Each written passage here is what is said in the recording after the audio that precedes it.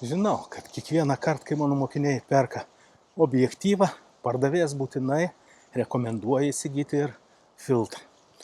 Greičiausiai tai būna apsauginis filtras, bet suprantama, tai yra marketingas, tai yra pardavimai ir taip toliau, bet tai nėra blogai.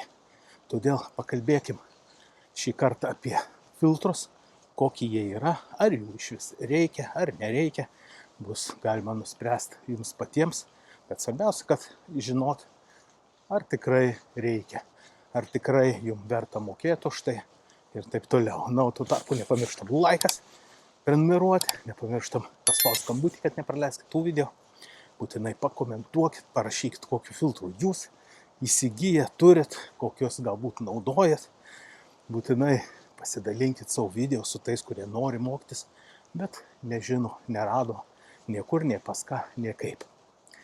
Kągi, judam į priekį su šią įdomią temą. Filtrai. Filtrai ant objektyvų. Ar jie reikalingi? Kodėl juos siūlo, kodėl juos rekomenduoja? Ir ar verta juos tikrai pirkti? Filtras yra iš tikrųjų nėra blogai. Ypač jeigu nesi tiek pedantiškas, kad rūpintums, arba tiesiog nesupranti, kada verta saugoti savo techniką ir savo objektyvus, nežinai kaip nuimti, kaip uždėti, rankos ne taip ant objektyvo užsideda nuimant nuo fotoaparato ir taip toliau ir panašiai. Ir tada pats objektyvas, tai yra pats stiklas, apsičiupinėja. Galbūt kažkas tai užlaša, užtyška, nežinau, prilimpa, kokios tai dulkės. Ir tada ką belieka? Imt skiautę, kokios tai ten, nežinau, maikutės, baltinukų ir pradėti per tą stiklą brūžyti, ar ne? Taip daroma. Kai nežino, taip irgi daroma. Bet taip daryti negalima iš tikrųjų. Taigi, kokių tų filtrų yra? Yra įvairiausių, kaip nuo apsauginių, taip ir yra pilna efektinių filtrų. Ir iš tikrųjų jų daug. Tokie filtrai įdomus buvo dar prie juostinių fotoaparatų, kai geltoni, oranžiniai filtrai ir įdomius dalykus darydavo, pavyzdžiui. Ypač jeigu yra kažkokie debesiukai, bet jie ne taip stipriai matosi, tai uždėjus geltoną filtrą, jie labai stipriai aiškesni pasidarydavo nuotraukoj. Geriau matydavo, tarytum kontrastingesni pasidarydavo. Štai tokie visokie efektai, jie pagyvindavo nuotraukas, kuriuose atrodydavo vaizdas yra, o debesėlių kaip ir trūksta. Nors tu tikrai žinai, kad jie yra, jie buvę, bet jų taip stipriai nesimato. Uždėjus tokį filtrą, jie gerokai išryškėja. Padidėja kontrastas ir jie geriau pasimato. Ir taip toliau ten visokių buvo dedama filtrų, kad išgaut kažkokį detalumą, išgaut kažką naujo, įdomaus ir taip toliau, kaip kad ten uždengus pusę objektyvo, nufotografuoji žmogų, kitą pusę uždengi, žmogus pereina kitą pusę ir padarai tarytum dvyniai. Visuose tuose fotoaparatuose dažnai būna net ir ties pasakius ir šiuolaikiniuose yra vadinamas toks nustatymas, kaip padaryti kadrą ant kadro. Ir galima jų padaryti ant to vieno kadro labai daug nuotraukų. Nežinau, gal ten iki 5, gal iki 9, kaip kurie aparatai tai darydavo. Taip kad tokių įdomių nuotraukų galima. Dabar, aišku, skaitmenai, jokios juostelės nėra, kadras juostelė neprasukama, o tada buvo labai svarbu, kad fotografuot ant to pačio kadro neprasukus juostelės. Tai štai, aišku, kartais gaudosi tas pats ir netyčia. Ten kokiais, pavyzdžiui, tokie fotoaparatai, kaip pavyzdys, Smena būdavo, kuriuos gali neprasukęs fotografuoti ant to pačio kadro, kiek tik tai nori. Kiti fotoaparatai veidrodiniai, jų neprasukus juostelės neleidžia fotografuoti tiesiog. Taigi tas nustatymas, jisai leisdavo fotografuoti, pasirinkus, kiek tu nori padaryti nuotraukų ant to pačio kadro. Žodžiu, čia biški nuo temos lyrika. Bet tokiu būdu įdomus, tarytum, efektai gaudavosi. Kokie efektiniai filtrai dar yra? Yra efektiniai filtrai, kaip kad padaryti judesį, padaryti greičio įspūdį. Tai yra užtamsinti, padaryti, tarytum fotografuoji vakare, tamsoje ir taip toliau, vadinami ND filtrai. Jų yra gradacija ne viena, nemažai yra ir tamsiausio gradacija, tai ten turbūt iš vis per jį net matyti nelabai ką eina, ant tiek jisai tamsus. Bet kaip jie veikia, ką jie daro? Jie tau užtamsina tokią, reiškia, bet nekeičia ne spalvos nuotraukoje. Ir tu fotografuodamas dieną gali, fotoaparatas tai supranta, kaip kad fotografuotum tamsoje. Ką tokia atveju reikia daryti? Natūraliai mes ilginam išlaikymą, nes prie tamsos mes suprantam, kad kuo ilgesnis išlaikymas, tuo reiškia daugiau šviesos įeis, ar ne? O čia mes uždėję tamsų filtrą. Tada sakysi, bet tai kam tada tokio reikia? Štai ir reikia dėl efekto. Turbūt ne vieną kartą esat matę tokį efektą, kaip kad upelis teka, galbūt teka dar kažkokiais kaip laipteliais, arba kokiais akmenimis, jeigu kalnų tai yra upelis. Ir tas upelis ne kaip vanduo, bet kaip kokia vata. Tai štai būtent šiuo atveju taip ir galima padaryti su tuo filtru. Tas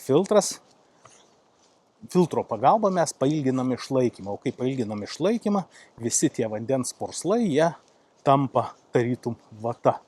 Arba galima fotografuoti be filtro, tą patį padaryti, pavyzdžiui, panašiai tą patį, tarkim, padaryti mieste fotografuojant, naktinį miestą ir kad būtų prieš tave upė. Jeigu upė tavo akim matai, kaip jinai raibuliuoja, bangelės yra, tai pailginus išlaikymą mes galim padaryti, kad iš tos upės vanduo pasidarytų lyg stiklas, lyg veidrodis. Ir visi ten pastatai, ar kas to upė puikiausiai atsispindi, gražiausiai matosi. Štai, ką daro, dėl ko reikalingas filtras, būtent tam, kad tu galėtum vidury dienos pailginti išlaikymą. Štai tokie efektiniai filtrai mums duoda galimybę sukurti kažką įdomaus, kažką galbūt meniško ir taip toliau ir panašiai. Retai turbūt naudojami tie filtrai kažkur portretinėje fotografijoje. Greičiau gal be pačio filtro naudojam, kaip sakiau, kadras ant kadro padaryti, jeigu kažką norisi meniško padaryti, bet turbūt dažniau naudojami ir juos rekomenduoja pardavėjai. Tai tokie filtrai kaip UV, Skylight, tai tokie šiuos vadinčiau daugiau apsauginiai filtrai, nors jie nuo ultravioletinių spindulių šiek tiek pagyvina spalvą, galbūt padaro šiek tiek šiltesnę spalvą. Taigi, tokie filtrai, mano nuomonė, labiau reikalingi dėl apsaugos. Kad jūsų objektyvas, tikrai objektyvo stiklas, ypač priekinis, netaptų koks nučiupinėtas, nubraižytas. Patikėkit, tikrai esu matęs ne vieną kartą, kaip atrodo priekiniai stiklai, kuo jie aplipę kokiom dulkėm, arba kaip jie nubraižyti, o esu matęs ir įdaužtą stiklą. Ir kaip paskui smagu, kai tu galbūt parekomendavai užsidėti filtrą ir tu matai, kad vėlgi kitą kartą tas žmogus kažko tai neišlaikė arba kažkam tai davė rankas, galbūt vaikai paėmė ir kažkur tai pokšt, bet supranti, kad tai yra filtras. Filtrą nuėmus, tu gali uždėti kitą filtrą ir vėl saugiai fotografuoti. Ir filtrai ne tik, kad reikalingi tokiai, kad daužtum ar panašiai, bet ypač labai svarbu fotografuojant blogom sąlygom, kai lyja, sninga, arba, pavyzdžiui, pajūry. Esu jau kalbėjęs ne kartą, kai atrodo pajūry ir oras geras, lyg jokio vėjelio, jokio ten smėlio nešiojimo ar panašiai, bet kai pafotografuoji kokią valandėlę, galbūt ilgiau šiek tiek, parsinešęs fotoaparatą, tu matai, kad visas fotoaparatas nusėtas dulkėm. Tai kaip jūs manot, stiklas nebus nusėtas? Taip, jis taip pat bus nusėtas. Taigi tada teks jį valyti ir galimas atvejas, kad tos dulkės, jos vis tiek susideda iš kietųjų dalelių, subraižys jums priekinį stiklą. Galbūt ne patį stiklą, o vadinamą praskaidrinimo plėvelę. Kas tai yra, jūs patys galite pamatyti. Jeigu pakraipai objektyvą prieš šviesą, matosi, kai stovi kažkokiu tai tokių spalvinių atspindžių. Skirtingų gamintojų skirtingi būna atspindžiai. Ir rausvi, tokie violetiniai yra, ir žalsvi tokie. Jūs, žodžiu, galite pamatyti ir iš vienos pusės objektyvo, ir iš kitos pusės objektyvo. Netgi vidiniai stiklai objektyvo taip pat jie dengiami tokia praskaidrinimo plėvele. Todėl jinai labai svarbi ir jeigu mes kiekvieną kartą objektyvą valysim nuo tų dulkių, greičiausiai, kad taip ir nuvalysim praskaidrinimo plėvelę. Jinai vis tiek nėra tokia stipriai kieta, todėl per daug kartų valant greičiausiai jinai nusibrūžys, nusivalys ir aišku, tie spinduliai, kurie eina iš lauko, jie visai kitaip skris, atsispindės ir nesuprasi, kodėl nėra nuotraukoj detalumo, galbūt kažkokio aštrumo, ryškumo ir tokiu atveju mes kažką tai turėsim daryti arba keisti iš viso objektyvą, jeigu būsi nepatenkintas tuo, arba reikia saugot, nevalyti. Taigi, pirkt ar nepirkt ir kokius juos pirkt. Yra tikrai kainų visokių, skirtingų, yra nebrangių visiškai, yra kas pardavinėja iš vis savo, ten turi prisirinkę pilna, turbūt ir pas mane stalčiuose jų yra nemažai. Taigi, ar jį pirkt kokį naudotą, ar tikrai naują, aš manau, kad galima pirkti ir naudotą, pasižiūrėti tik tai, ar tikrai jisai ten nesubraižytas, nenubrūžytas, koks, ir tada galima naudotis.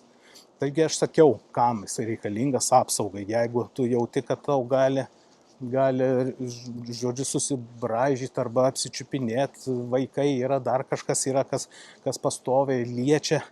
Tai tokia atveju, ko gero, geriau turėti filtrą, uždėti ir būti saugesniam, negu kad be filtro pastoviai objektyvą valyti, pastoviai jį brūžyti tą stiklą, tai tokiu filtru gerai.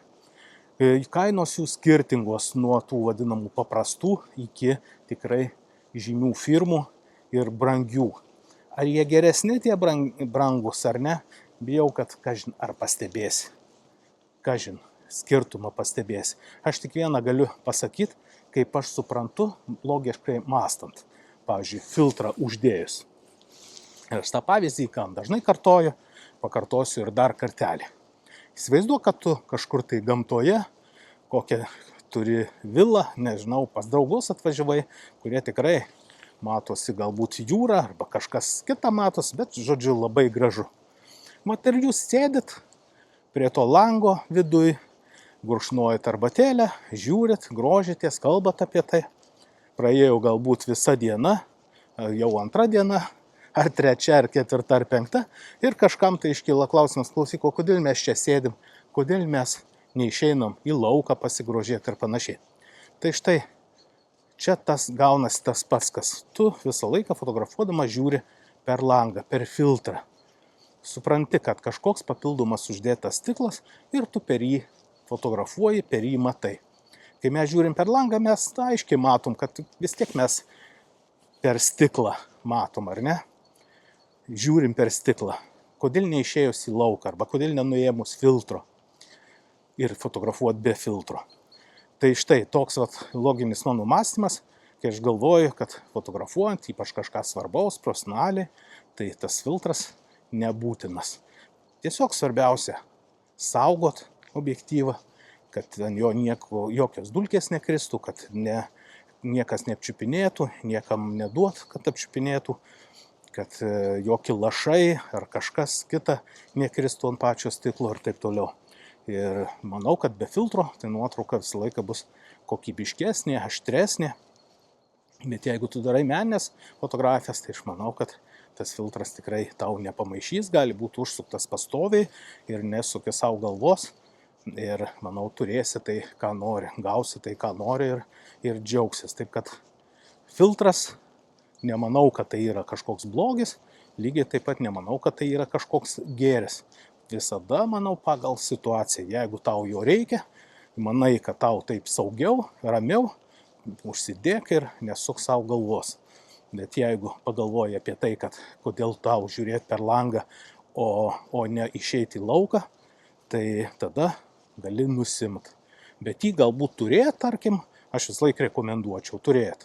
Ką žinai, nuvažiuoji gal kur prie jūros, tada prisimeni, reikia filtrą užsidėti. Sakė, kad taip yra saugiau, geriau. Viskas išsitraukė iš tašiuko, jie užsisukai ir savo ramiai pajūry fotografuoji.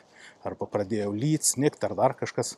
Užsidėjai viskas ir tau ramu, žinai, kad tada ant stiklo niekas ten neprilips, jokių lašų, kalkių ten nuo vandens ar panašiai neliks.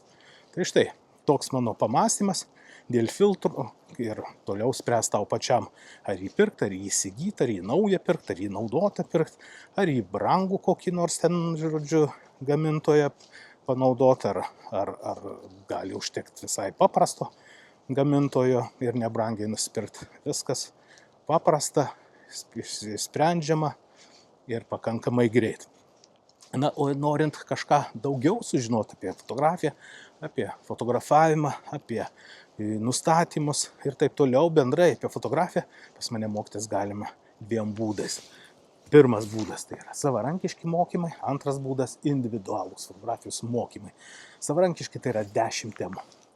10 temų, tai video formate, kai tu įsigyji ir mokaisi pats, būdamas kur nori, kada nori ir kiek nori. Tai yra iš tiesų labai patogu, nuoroda yra po šiuo video, būtinai pasižiūrėk ir pasirink tą mokymosi būdą, kuris tau yra iš tiesų patogus, kad susipažintum, kad suprastum, kad nustatytum savo fotoaparatą ir jis tau atiduotų geriausias savo savybės nuotraukose, detalumą, ryškumą, aštrumą, suprastum, kaip tai veikia, kad nekiltų daugiau klausimų, kaip tos nuotraukos tokios būna ryškios, kaip jos tai padaroma.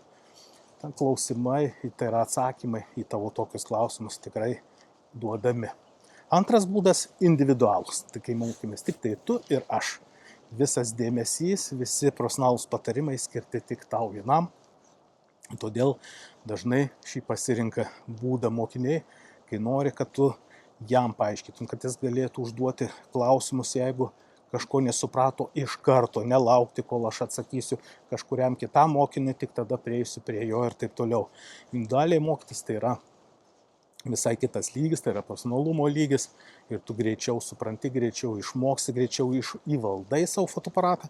Taip, manau, mokytis visą laiką labiau verta. Nuoroda taip pat yra po šiuo video ir gali pasiskaityti, pasidomėti ir pasirinkti galbūt šį mokymosi būdą, nes jisai yra kur kas konkretesnis ir aiškesnis, supratimo daugiau ir greičiau tau duodama. Na ir sakai, aš norėčiau mokytis, bet neturiu fotoaparatų. Taip pat turiu tokią paslaugą, padedu įsigyti, nebūtinai naują, gali būti ir naudotą fotoaparatą, išrenkam pagal tavo poreikius. Fotoaparatas geros būklės, neardytas, nedaužytas, parenkam objektyvą, kuris būtent tau duos tai, ko tu nori, nes kiekvienas objektyvas turi būtent savo žanrui fotografavimą skirtas tam žanrui, kurį tu nori, kaip portretai, galbūt makro, galbūt teleobjektyvas, galbūt grupėm fotografuoti, taigi šitą reikia suprasti. Ir jeigu nori naujo, nuoroda taip pat yra pas mane, tu gali, po šio video tu gali paspaudęs ją užeiti ir ten pasiieškoti naujo objektyvo ar naujo fotoaparato, parsisiųsti ir savo fotografuoti taip, kaip tu nori, ką nori ir kokį nori. Reiškia reportažą, ar portretus, ar kokį nors verslo fotosesiją, o gal vestuvės ar krikštynas. Tai tokie dalykai pas mane. O aš baigiu, mėlyjei. Pavasaris, oras gražėja, viskas tuoj žaliuot pradės labiau. Ir kągi, atsisveikinu tada iki sekančių kartų visiems. Mėlyjei, iki Ir nepamiršk pasidalinti, nepamiršk paspausti laiką, būtinai paspausk prenumeruoti, skambutį, kad nepamirštum kitų video, būtinai užduok klausimų, būtinai pakomentuok. Nu ir dar kartą pasidalink. Visiems iki.